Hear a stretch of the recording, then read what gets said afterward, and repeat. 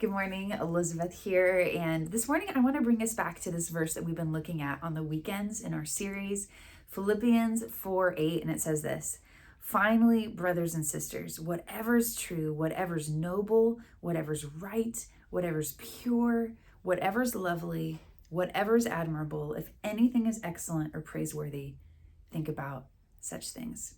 Whatever you've learned or received or heard from me or seen in me, put it into practice, and the God of peace will be with you. I love this verse so much. And I often think about, okay, how do I actually live this out? How do I actually embody these things? Because I think if we're honest, this is really countercultural. When I look around the world around us, I don't see a lot of these things being lived out. The news is not full of this. Social media is not full of this.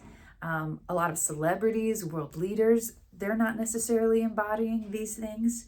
And a lot of the people we just see in our neighborhoods or driving down the street aren't embodying these things. And so how do we do something that's countercultural and actually live in the way of Jesus? And what I want to suggest this morning is that we need to put it in front of us. And here's what I mean.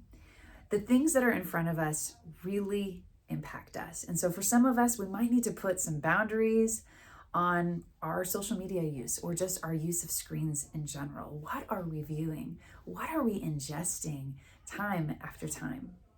And then the inverse of that, what are we putting into us that is good? So what would it look like for us to be setting reminders on our phone to read scripture or to pray? What would it look like to have a verse that you put on your mirror in the morning? Had some way of getting scripture in you and literally in front of you. And I also want to suggest, what would it look like for us to spend time intentionally with people who live these things, who embody these things? Because sure, there's a lot of people who don't, but there are a lot of people who do. So what would it look like to ask people to mentor us where we see these characteristics in them?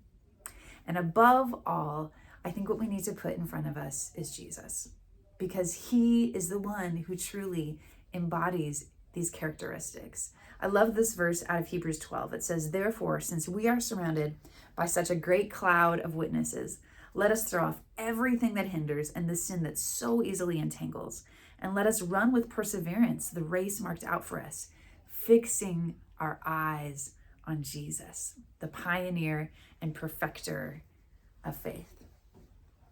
So we want to fix our eyes on Jesus. He's the one that we want to model ourselves after. He's the one who embodies these things. And so if we walk with him, if we follow after him, we're going to become like him. And so go with that encouragement today.